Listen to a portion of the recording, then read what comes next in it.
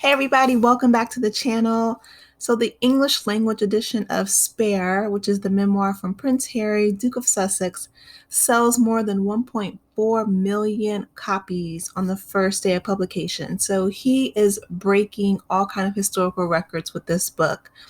Penguin Random House is the publisher, and they said that this is the largest first day of sales total of any nonfiction book ever published by Penguin Random House. So congratulations to Prince Harry and of course Meghan Markle for turning their pain into profits. Okay. So, as I learned, Penguin Random House is the world's largest trade publisher. I've done some work with them in the past myself, but I didn't know that they were the leading publisher in the entire world. And his book has also been published into 16 languages worldwide. I'm sure it's going to be more than that since they see how popular it is. But yeah, the first printing of 2 million copies are all sold out, and so you guys, I'm sure, can get it on pre-order, back order. Um, if you guys want to read it, I have been reading snippets of it, and it has been like really, really not only insightful, but I didn't expect it to go into as much detail and to be as revealing as it was. So even with Harry going on Stephen Colbert's show, that was his second largest audience in history, just below President Barack Obama.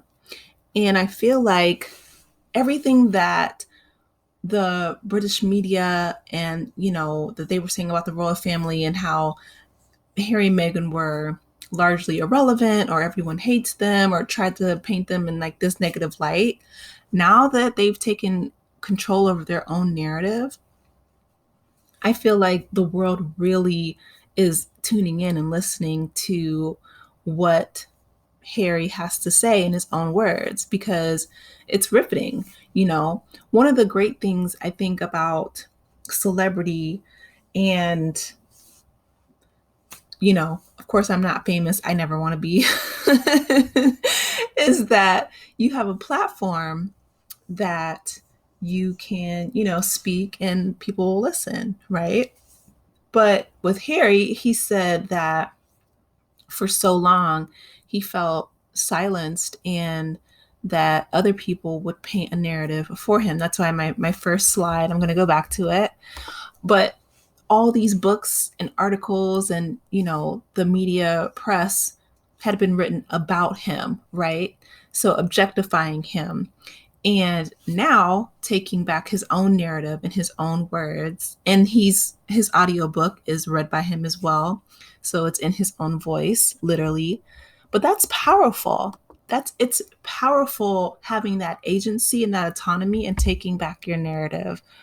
One thing that he said in regards to the Invictus Games while he was on Stephen Colbert was that, he found it really dangerous that people were discussing the deaths in Afghanistan because he was a soldier in Afghanistan. And he said,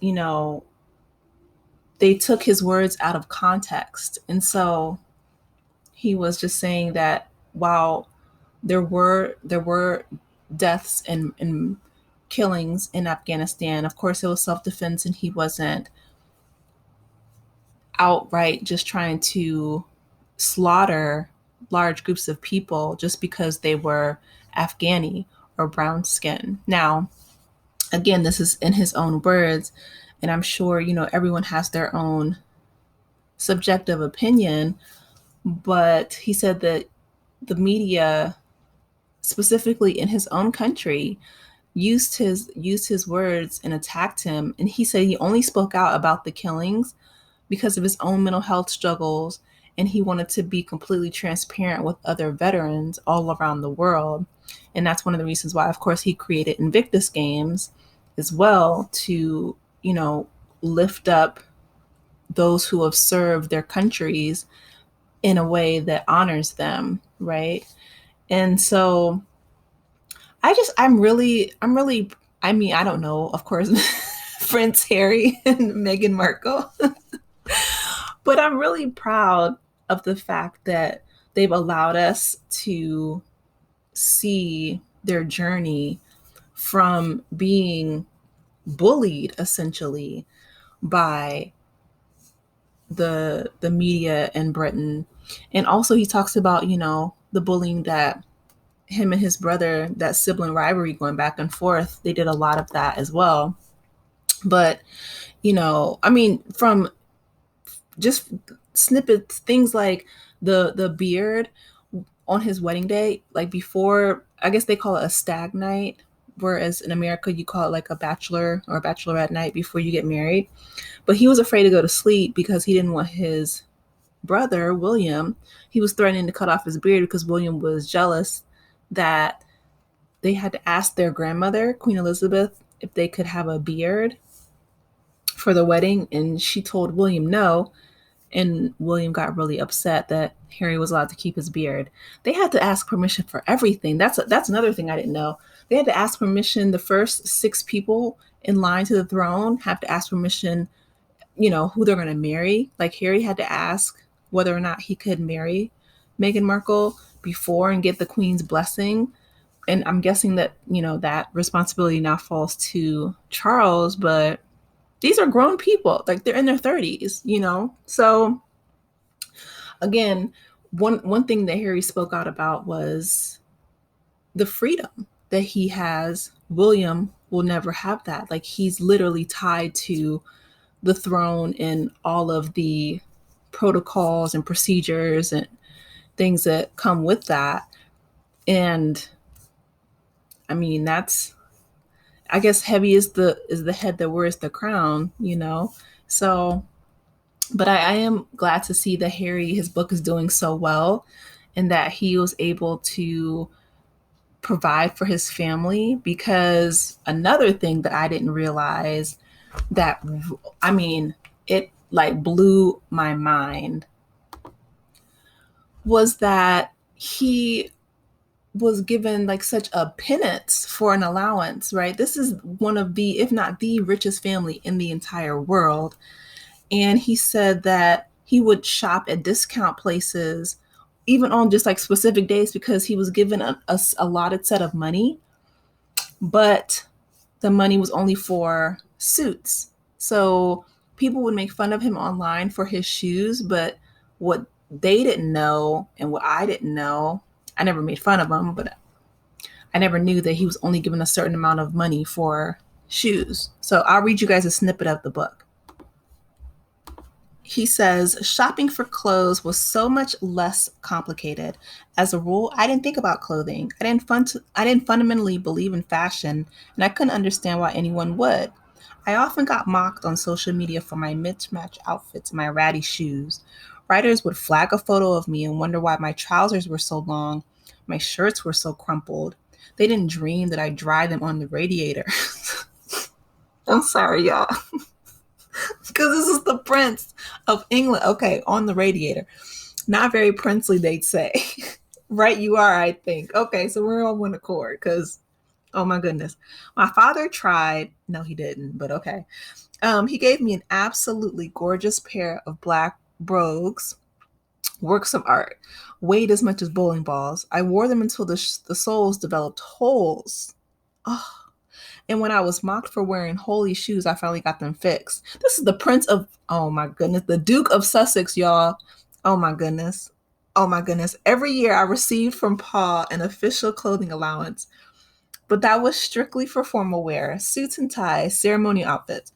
My everyday casual clothes, I go to TK Maxx, which is the same as TJ Maxx here in the States, the discount store. I was particularly fond of their once-a-year sale when they'd be flush with items from Gap or J.Crew, items that had just gone out of season or slightly damaged. If you timed it just right, got there on the first day of the sale, you could snag the same clothes that others were paying top prices for down the high street. With 200 quid, you could look like a fashion plate. When I tell you, never in a million years did I think that he would not have anything less than the custom tailored Gucci, Armani, Versace suits Like, because you're a prince. Anyway, that was something that I really learned about. Also, I left this here for you guys. I didn't want to, like, you know, put all the book on there and get a copyright infringement. But basically, this was just saying that, again, all the money went to Will and Kate, and I understand they're in line for the throne. But at the bottom it says, that he's trying to reason with Charles, and he's saying, well, Meghan won't eat much, and I'll ask her to make her own clothes if you like. So Meghan Markle, even before she met Harry, was a multimillionaire. She had Lexus deals, she had clothing deals, she had a mansion in Canada. She was not about to make her own clothes. They had my man living like a pauper, and he was a prince. Anywho, I'm so glad that now he's making money. He's doing well for him and his family, and him and Meghan are going to hopefully live happily ever after. Let me know your thoughts in the comments. Please like, share, and subscribe, and I will talk to you guys later. Take care. Bye.